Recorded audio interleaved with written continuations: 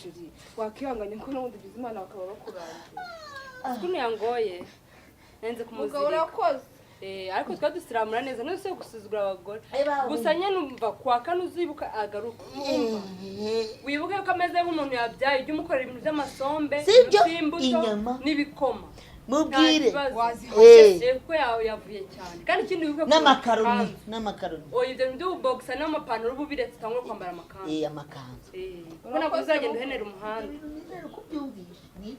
ibyo musigaye mubwira ko ugomba kuzura mugabura bihagije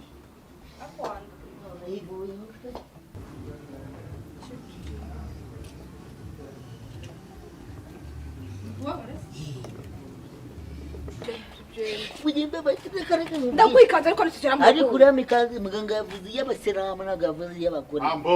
nana ufite amafaranga muraho nawe uri twahagera